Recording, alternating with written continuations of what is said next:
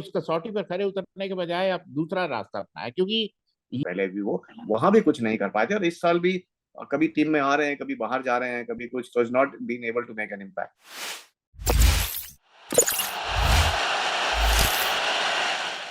Welcome once again, Cric Express का एक और ये शो है, और ये शो आता है आप तक आईपीएल के बारे में, and this is brought to you by Medior 24/7 hospital. ये एक ऐसा हॉस्पिटल है जो बहुत कन्वीनियंटली लोकेटेड है, बर्जुमान के पास है, एग्जिट 1 से। If you take that exit, it is very close to the exit 1। और खासियत क्या है इस हॉस्पिटल की कि यहाँ पे हर फैमिली मेंबर के लिए जो भी मेडिकल रिक्वायरमेंट्स है उसके लिए कुछ ना कुछ is there for them. They have all the specialties. They have also all the insurance cards which are covered. All major insurances are covered. Or 24/7, as the name says, it is open 24/7, 365 days a year. 80055 is the number to take an appointment or make a call to this hospital in case you want to inquire anything about it. तो ये है मीडियोर 24/7, और उनके जरिए से आज का ये एपिसोड आईपीएल का हमारे साथ है none other than Mr. Ashok Malhotra ji. He's a former India international cricketer. As we all know, he's also been a selector of the India team. और अशोक की पाकी जो मेन चीज है वो ये है कि इनकी बहुत पकड़ है। जो प्लेयर्स खेलते हैं इंडिया के अंदर डोमेस्टिक में, और even people who represent India and international cricketers, he watches and studies them very carefully. तो हमेशा बाजी बहुत अच्छा लगता है आपसे बात करके, क्योंकि नई चीजें सीखने को मिलती हैं, और आपको सारे, मतलब मैं तो कहता हूँ आपने बाय हार्ट सबको याद रखा हुआ है, तो which is again a very very good thing. बहुत रेयर ऐसा होता है कि सारे प्लेयर्स का नॉलेज होना, सारे गेम्स का कंडीशंस का नॉलेज होना, तो उतना नॉलेज तो it's really very very learning for us. So पाजी, आज हमने बात करनी है, we want to talk about some players in the IPL जो उतना अच्छा नहीं कर पाए और उम्मीदों पर खरे नहीं उतरे। बहुत सारे ऐसे प्लेयर्स हैं जिनसे बहुत उम्मीदें होती हैं फैंस को, टीम को, management wants them to fire, they are big names, sometimes lot of money is spent on having them for the franchise.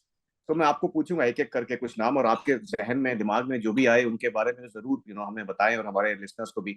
So for example, Rohit Sharma एक बहुत बड़ा नाम है, अपनी टीम के कप्तान है, और कप्तान को रन बनाना बहुत जरूरी होता है in order to be able to lead the team properly.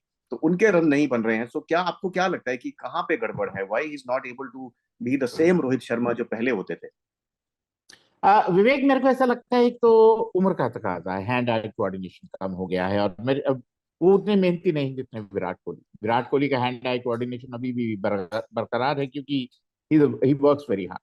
और दूसरा हम्म। दूसरा ये है कि जैसे जैसे दबाव आता चला जाता है, जब आपके रन नहीं बनते विवेक, तो फिर आप पे दबाव चला आता चला जाता है, क्योंकि आपके इर्द गिर्द सब रन बना रहे हैं, आपसे अपेक्षा है, हाँ। आपसे आशा है, लेकिन आप उस कसौटी पर खरे नहीं उतर रहे।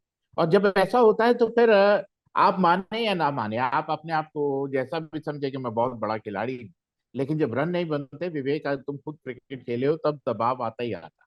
तो कहीं बिल्कुल। ना कहीं मेरे को ऐसा लगता है कि इज अंडर प्रेशर। देश के लिए कप्तानी अलग बात है, लेकिन फ्रेंचाइजी के लिए हाँ जी। कप्तानी अलग बात है, क्योंकि फ्रेंचाइजी कहते हैं कि हमने पैसा दिया है, हमको काम चाहिए। वो अपने अपने हाँ। अपने पैसे की वसूली चाहते हैं। तो मेरे को ऐसा लगता है कि इस समय रोहित शर्मा दबाव में है, क्योंकि उनको समझ नहीं आ रहा है कि वो आक्रामक खेले या रक्षात्मक, जिसके चलते थोड़ी सी कंफ्यूजन है उनके मन में। ना तो हाँ लंबी जी। और पारी ये, खेल सकते। हाँ जी। हाँ, और इसी में ना एक चीज और है, केएल राहुल, ये भी सेम मुझे लगता है, similar category, not exactly the same but similar. वो भी अब कप्तान है फ्रेंचाइज के, रन उनके भी नहीं बन रहे हैं, दबाव भी है, और बना भी लें 50 रन तो 45 बॉलों में 50 रन बनाएंगे, जिससे वैसे ही टीम फिर खत्म हो जाती है। तो I think he is also similar category. उम्र हालांकि कम है from Rohit Sharma, but it's more about pressure. बिल्कुल अबाउट प्रेशर। एंड मैं तो यही कहूंगा कि उन्होंने राहत की सांस ली होगी कि चोट लग गई उनको, उसके चलते उन पे दबाव कम हो गया।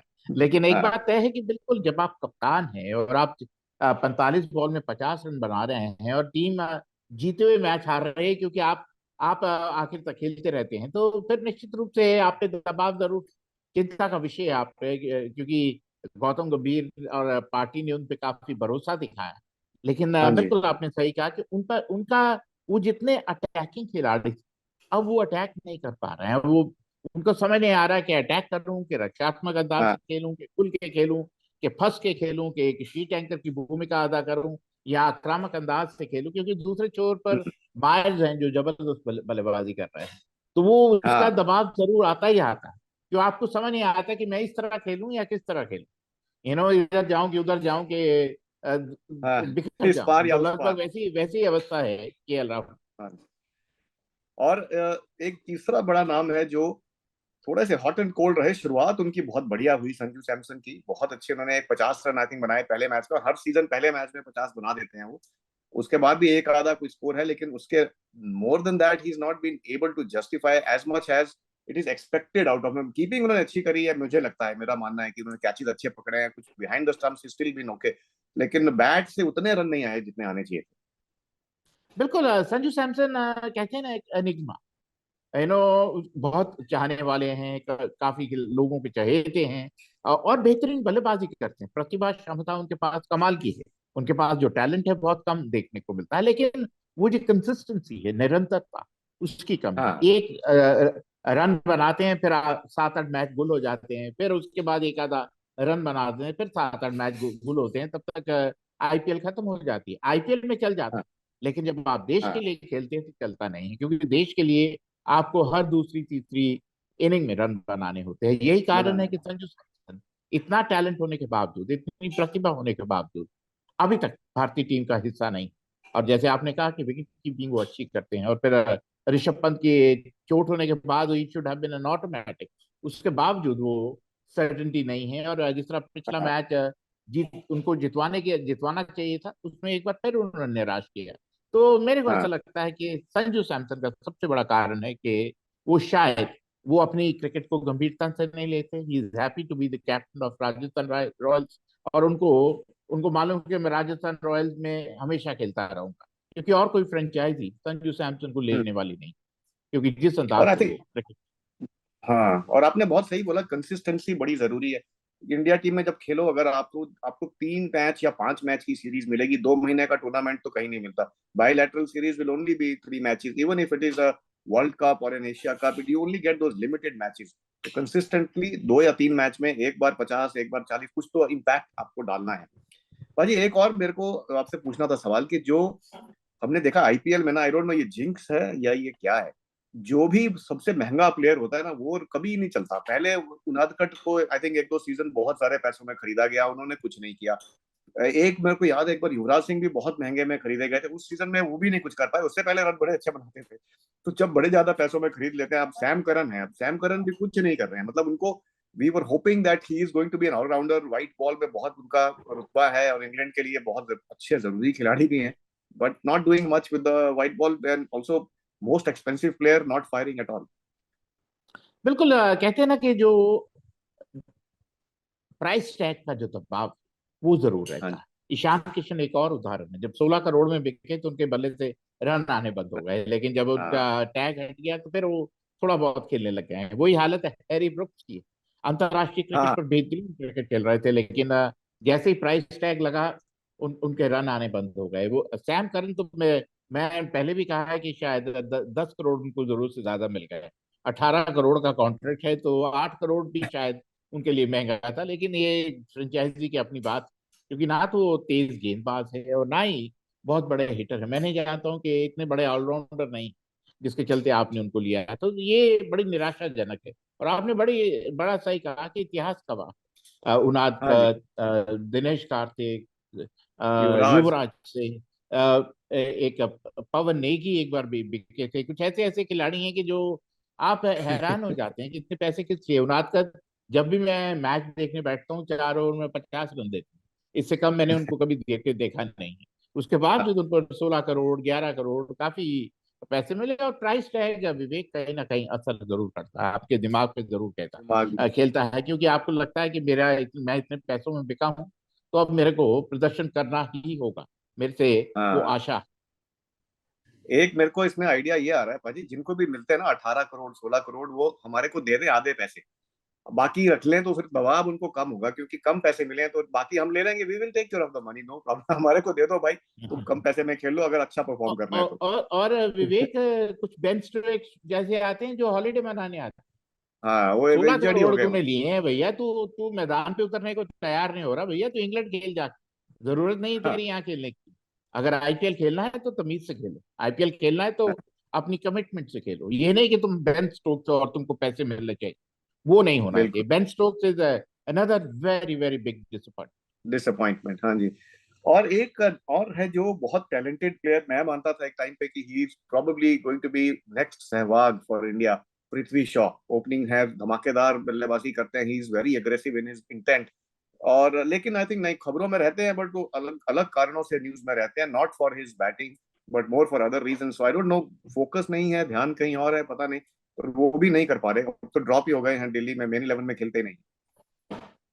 बिल्कुल जो आपने कहा कि उनका ध्यान और चीज है, और फिर उनका जो टेक्निक है अब सबको अंदाजा हो गया है, क्योंकि वो हिट एंड मिस प्लेयर।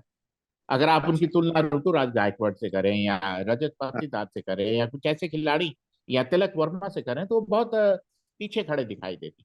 और बिल्कुल आपने हाँ, सही कहा कि एक जब उन्होंने अपने डेब्यू टेस्ट मैच में 100 बनाया तो सबको काफी उम्मीद से उनसे, लेकिन उम्मीद थी। उन्होंने उस कसौटी पर खरे उतरने के बजाय अब दूसरा रास्ता अपनाया, क्योंकि ये जो नेम और फेम है ना, ये हर आदमी को रास नहीं आती विवेक। इसको संभालना बहुत मुश्किल है। जब पैसा आता है, शोहरत आती है, नाम शोहरत आता है, आती। तो उसको संभालना हर आदमी के बस की बात नहीं। और फिर खासकर छोटी उम्र में जब आता है, तब आपको हाँ, लगता है कि ये बहुत आसान है, जबकि ऐसा होता नहीं। विनोद कांबली एक और उदाहरण। तो कहीं ना कहीं पृथ्वी शॉ शायद इज गोइंग विनोद कांबली वे। उनकी जो हरकतें हैं, उनका उनका जो रवैया है, उनका जो डिसिप्लिन है on the field, of the field, वो हाँ, काफी निराशाजनक जनक है। और जो उनकी टीम में झलक था, क्योंकि रिकी पॉन्टिंग जो उनको बैक करते थे, उनको बहुत रेटिंग करते थे, उन्होंने भी हाथ उठा दिए कि भैया उठा दी। इनके बस का नहीं। और सौरभ गांगुली ऑलरेडी वहां है as a coach, another phenomenal opener, but I think नहीं हो पा रहा। और अब एक या दो नाम और बचे बाजी आखिरी, राहुल त्रिपाठी एक और खिलाड़ी हैं जो अच्छे एग्रेसिव प्लेयर, अगर चलने लगे तो मारते मारते ही जाएंगे, मारते ही जाएंगे। And he is very intent, उनकी हमेशा से ऐसी रहती है कि he has to be aggressive. I think वही कहीं ना कहीं मुझे लगता है कि एक उनके लिए लिमिटेशन बन गई है, बिकॉज ओवर एग्रेसिव होके भी कई बार रन नहीं बनते। आपने जैसे पहले कहा, फिर हिट एंड मिस बन जाते हो आप। सो आप क्या सोचते हैं आप राहुल त्रिपाठी के बारे में? I think talent wise and also what's going wrong with him. देखो टैलेंट उसके पास है, राहुल के पास, इसमें कोई दो राय नहीं। लेकिन जो आपने कहा कि शायद ओवर एग्रेसिव, क्योंकि आपको अपनी जो आपकी सीमा के दायरे में खेलना हो। आप अपने से बढ़ चढ़ के खेलने जाएंगे ना, अगर आप हाँ जी। क्रिस गेल की तरह खेलने जाएंगे तो परेशानी है। और फिर वो छटपट बहुत करते हैं, मेरे को ऐसा लगता है, क्योंकि लाइक ए हाँ, cat on a hot in roof. You know, वो खड़े नहीं होते, छटपट हाँ, रहती है। और फिर वो इतने कॉन्फिडेंट पहली बॉल छक्का मार देते हैं, कुछ इस तरह की हरकतें करते हैं जो शायद उनको निरंतरता में नुकसान पहुंचाता है। क्योंकि उन्होंने एक तो आईपीएल बहुत बढ़िया खेले हैं, लेकिन ये हाँ, आईपीएल कम से कम अपने स्तर के हिसाब से काफी हाँ। निराशाजनक है। अपने लेवल के, जो उनका लेवल है, उससे काफी नीचे आए हैं। और वैसे भी उनकी टीम बहुत साधारण क्रिकेट खेल रही है। उसका कारण ये है कि राहुल त्रिपाठी का बल्ला बिल्कुल नहीं बोला। बिल्कुल नहीं बोला। और आखिरी एक नाम है पाजी, सरफराज खान, जो रणजी ट्रॉफी में डोमेस्टिक क्रिकेट में बहुत सारे क्रिकेट एक्सपर्ट्स ने उनको बैक किया, बोला कि ये नेक्स्ट प्लेयर है, इनको आना ही है इंडियन टीम में। He is one of the prolific scorers in the domestic cricket.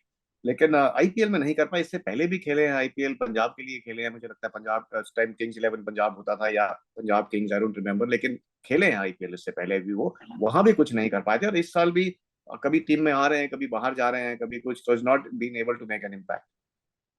बिल्कुल। और सरफराज खान आरसीबी के लिए भी खेले, ऐसा अच्छा। नहीं कि ये पहले, हाँ आरसीबी के लिए भी दो तीन हाँ, साल खेले हैं, तो उनके 6-7 साल हो गए उनको। लेकिन वो मानना पड़ेगा। मेरी बात हो रही थी कि डीसी के मैनेजमेंट से, तो मैंने उनसे मैं कहा यार वो रेड बॉल क्रिकेटर है, वो व्हाइट बॉल नहीं है। अगर आप उनको मध्य क्रम में लेके चल रहे हैं, तो फिर आप you are shooting yourself in the foot. कहीं ना कहीं आप अपने पाँव पे कुल्हाड़ी मार रहे हैं, और वही हो रहा है। क्योंकि वो ऐसे हैं जो विकेट पर टिकते हैं, समय लेते हैं, और क्योंकि ताबड़तोड़ बल्लेबाजी उनके बस की बात नहीं है। तो मेरे को ऐसा हम्म। लगता है कि शायद ये जो व्हाइट बॉल क्रिकेट या आईपीएल क्रिकेट शायद हाँ जी। सरफराज खान के लिए सही नहीं। बिल्कुल। हमेशा सीखने को मिलता है बाजी, कहाँ से आपकी जो इंसाइट्स इतनी है वो, कि कई बार तो लगता है कॉपी पेन लेके लिख लो सारी, क्योंकि you know there are so many new things we get to learn. And how keenly and how minutely you observe these players. I think this is a very lesson for all of us. और मजा आया आपसे बात करके आज फिर, और एक बार फिर नहीं, हम शुक्रिया अदा करेंगे आपका भी और शुक्रिया अदा करेंगे मीडियोर हॉस्पिटल का भी, जो कि Medior 27 hospital which is near the BurJuman station Dubai में। और this is a hospital that has everything for every member of the family, all major insurances are covered. BurJuman gate number exit number 1 से अगर आप जाएं तो you can approach the hospital. और अगर आप फोन पे बात करना चाहते हैं तो उनके कॉल सेंटर का नंबर है 80055। This is the number, and if ever you need any healthcare facilities or any healthcare services, Meteor 24/7 is the place. So thank you very much, and Ashok Paji, thank you very much, and we will be in touch thank with you, you for the next episode. और thank listeners you. बने रहें हमारे साथ। Thank you.